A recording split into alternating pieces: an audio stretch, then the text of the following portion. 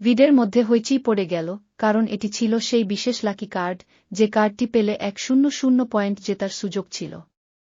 রাতুল কিছুতেই বিশ্বাস করতে পারছিল না সে জিতেছে।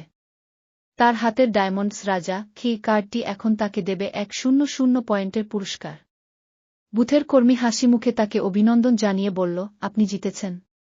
আপনার লাকি কার্ড ছিল ডায়মন্ডস রাজা এবং আপনি জিতেছেন 100 পয়েন্ট।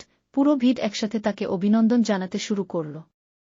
রাতুল ভীষণ খুশি হয়ে কার্ডটি হাতে নিয়ে বেরিয়ে আসল।